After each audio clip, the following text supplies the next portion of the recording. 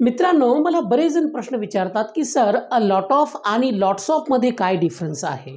यांचा उपयोग कसा केला जातो? हे दोन्ही एकच आहेत का? म्हणजे एकमेकांना पर्यायी वापरले जाऊ शकतात का? किंवा मग यांच्यामध्ये काही फरक आहे? तर तो फरक मी तुम्हाला या ठिकाणी आजच्या या लेक्चरमध्ये सांगणार आहे मित्रांनो. अ लॉट ऑफ आणि लॉट्स ऑफ काय प्रकार आहे?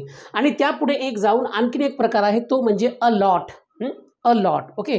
तर सर्वप्रथम आपण बघूयात की अ लॉट ऑफ आणि लॉट्स ऑफ मध्ये डिफरन्स काय आहे? तर तुम्हाला एक गोष्ट सांगू इच्छितो मित्रांनो मी या ठिकाणी, की अ लॉट ऑफ आणि लॉट्स ऑफ या दोघांचाही अर्थ एकच होतो. हां, या दोघांचाही अर्थ एक कसा होतो? अनेक, पुष्कळ, खूप सारे किंवा मोठ्या प्रमाणात असा तुम्ही यांचा अर्थ काढू शकता. आणि दुसरी महत्त्वाची गोष्ट, की यांना तुम्ही एकमेकांना पर्याय म्हणून वापरू शकता. म्हणजे अ लॉट ऑफ पण वापरता येतं आणि लॉट्स ऑफ पण वापरता येतं. यांच्यामध्ये काहीही डिफरन्स नाही आहे. म्हणजे ह्या दोन फ्रेजेस ज्या आहेत त्या एकमेकांना पर्याय म्हणून वापरल्या जाऊ शकतात. ओके. आता बघूयात की यांचा यूज कसा केला जातो. तर पहा मित्रांनो, बेसिकली अनेक वचनी मोजता येणाऱ्या नामापूर्वी यांचा उपयोग केला जातो. म्हणजे जे अनेक वचनी नामं असतात ना, जसं की समजा पीपल आहे, बॉईज आहे, गर्ल्स आहे, टीचर्स आहे, स्टुडंट्स आहेत. यांच्यापूर्वी तुम्ही खूप सारे, पुष्कळ किंवा अनेक या अर्थी अ लॉट ऑफ वापरू शकता. जसं की पहा, अ लॉट ऑफ स्टुडंट्स खूप सारे विद्यार्थी किंवा अनेक विद्यार्थी, अ लॉट ऑफ पीपल अनेक लोक, अ lot of main, a lot of women, a lot of dancers. कुठलंही एखादं नाम घ्या, त्याला अनेक वचनी करा आणि त्याच्यापूर्वी तुम्ही अ लॉट ऑफ किंवा लॉट्स ऑफ दोन्ही पण वापरू शकता. दोन्हीपैकी एक तुम्ही वापरू शकता. अर्थ जो आहे तो अर्थ मात्र तसाच निघेल, अनेक, पुष्कळ किंवा खूप सारे. जसं की या ठिकाणी दिले पहा मित्रांनो, women are taking the advantage of the scheme. आता जी काही स्कीम आहे लाडकी बहीण योजना, त्या योजनेचा कित्येक स्त्रिया, खूप साऱ्या स्त्रिया, खूप साऱ्या महिला फायदा घेत आहेत. अशा अशा अर्थाचं हे वाक्य आहे. तर या वुमेन पूर्वी खूप सारे किंवा अनेक, पुष्कळ या अर्थी तुम्ही दोन्हीपैकी कुठलीही एक फ्रेज वापरू शकता. समजा मी इथं वापरली अ लॉट ऑफ. काय होईल? A lot of women are taking the advantage of the scheme. म्हणजे अनेक महिला त्या योजनेचा फायदा घेत आहेत. द स्कीम म्हणजे ती लाडकी बहीण योजना. किंवा तुम्हाला असं वाटलं की अ लॉट ऑफ मला वापरायचं नाहीये, तर या ठिकाणी तुम्ही लॉट्स ऑफ पण वापरू शकता. पहा, LOTSOF. हां, lots of women are taking the advantage of the scheme. म्हणजे अ लॉट ऑफ पण म्हणू शकता आणि लॉट्स ऑफ पण म्हणू शकता. दुसरं एक्झाम्पल पहा, फार्मर्स. आता हे अनेक गोष्टी आहे. फार्मर म्हणजे एक शेतकरी, फार्मर्स.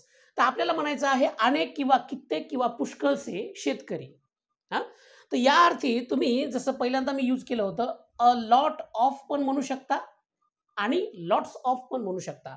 आता बघा, a lot of farmers have lost their crops in the rain. आता ज्या पद्धतीने पाऊस चालू आहे, त्या पावसामध्ये कित्येक शेतकऱ्यांनी आपली पिके गमावलेली आहेत. तुम्ही कंडिशन तुमच्या समोर आहे, कशा पद्धतीने पिकं जी आहेत ती वाहून जात आहेत. ओके.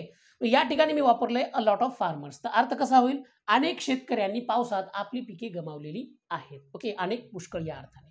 किंवा तुम्हाला असं वाटलं की अ लॉट ऑफ च्या ऐवजी मी लॉट्स ऑफ वापरतो, तर तेही तुम्ही या ठिकाणी वापरू शकता. LOTS, lots of farmers have lost their crops in the rain. आणखीन एक याचा यूज आहे मित्रांनो. आता दुसरा यूज कोणता आहे? मोजता न येणाऱ्या नामापूर्वी सुद्धा अ लॉट ऑफ किंवा लॉट्स ऑफचा उपयोग केला जातो. आता मोजता न येणारी नामे म्हणजे कोणती? संख्येत मोजता न येणारी नामे. जसं आपण 1, 2, 3, 4 असं संख्येत मोजतो ना. समजा स्टुडंट आहे किंवा बॉय आहे. 1 बॉय, 2 बॉय, 3 बॉय. यांना तुम्ही संख्येत मोजू शकता. ओके. पण अशी काही नामे आहेत की ज्यांना संख्येत मोजता येत नाही. जसं की पाणी. 1 वॉटर, 2 वॉटर, 3 वॉटर म्हणता येतं का? नाही म्हणता येत ना. ऑइल आहे. 1 ऑइल, 2 ऑइल, 3 ऑइल. मिल्क आहे. यांना 1, 2, 3, 4 असं मोजता येत नाही. म्हणून यांना मोजता न येणारी, खास करून संख्येत मोजता न येणारी नामे अशी म्हणा. तर अशा नामापूर्वी सुद्धा तुम्ही यांचा उपयोग करू शकता. जसं की वॉटर आहे. हां, तुम्हाला असं म्हणायचं आहे की डॅममधून खूप सारं पाणी सोडण्यात आलं. Was released. रिलीज हे क्रियापद तुम्ही त्या ठिकाणी वापरू शकता. खूप सारं पाणी डॅममधून सोडण्यात आलं, कारण की पुरामुळे म्हणा किंवा पावसामुळे म्हणा, की ती पाण्याची पातळी जी आहे डॅममधल्या ती खूप म्हणजे वरच्या लेव्हलला जात होती. ते डेंजरस होत होतं आणि म्हणून काही दरवाजे खोलण्यात आले आणि त्यामधून पाणी सोडण्यात आलं. तर आता या ठिकाणी आपल्याला असं म्हणायचं आहे की डॅममधून पुष्कळसं पाणी सोडण्यात आलं किंवा डॅममधून पुष्कळसे पाणी सोडण्यात आले, असं आपल्याला म्हणायचं आहे. तर पुष्कळसे या अर्थाने वॉटरपूर्वी परत सांगितल्याप्रमाणे तुम्ही अ लॉट ऑफ पण वापरू शकता, अ lot of water was release from the dam, किंवा याच ठिकाणी तुम्ही लॉट्स ऑफचा पण उपयोग करू शकता. पहा, LOTS, lots of water was release from the dam. जर मोजता येणारं नाम नसेल, संख्येत मोजताना येणारं नाम नसेल असेल, जसं की इथं वॉटर वापरलेलं आहे, पहा हे संख्येत मोजताना येणारं नाम आहे, तर त्यानंतर सहाय्यकारी क्रियापद एक वचनी वापरायचं.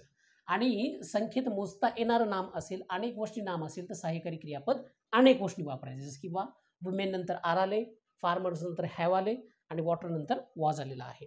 आता खाली आपण बघूयात अ लॉट कुठं वापरलं जातं. बऱ्याच वेळेला मित्रांनो तुम्हाला सांगतो की तुम्ही लोकांना हे बोलताना ऐकलं असेल, thanks a lot. Okay, a lot has been done for those students, त्या विद्यार्थ्यांसाठी खूप काही करण्यात आलेलं आहे. तर अ लॉटचा उपयोग खूप या अर्थाने केला जातो. कसा? खूप या अर्थाने. तर कसं तर पहा, example, he studies a lot, आणि यार तो खूप अभ्यास करतो.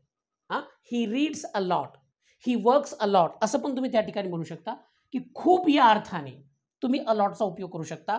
थँक्स अ लॉट, हां, खूप खूप आभार असं म्हणतात ना लोक, त्या अर्थाने तुम्ही अ लॉटचा उपयोग करू शकता. लक्षात ठेवा, अ लॉट नंतर कुठलंही नाम घ्यायचं नाही. अ लॉट स्वतंत्रपणे इंडिपेंडेंटली वापरायचं, जसं इथं मी वापरलेलं आहे. ओके, पण अ लॉट ऑफ येत असेल तर त्यानंतर मात्र तुम्ही नाम वापरू शकता, अनेक वचनी वापरू शकता, किंवा संख्येत मोजताना येणारं वापरू शकता. लॉट्स असेल तर त्यानंतर सुद्धा तुम्ही नाम वापरू शकता, पण अलॉट नंतर शक्यतोवर जे आहे, किंवा त्यानंतर तुम्ही नाम वापरायचं नाही आहे. आणि तुम्हाला यूजच करायचं असेल तर अ लॉट ऑफ म्हणू शकता तुम्ही. हां, पण फक्त या ठिकाणी लक्षात ठेवा, अ लॉटचा अर्थ असा होतो, अ लॉट ऑफ आणि लॉट्स ऑफचा अर्थ कसा होतो ते मी तुम्हाला ह्या व्हिडिओमधून सांगितलेलं आहे. तर आय होप की तुमचं जे कन्फ्युजन आहे ते आता दूर झालेलं असावं. आता हे शिकून घ्या आणि या पद्धतीने कित्येक वाक्य तयार करा. Thank you very much.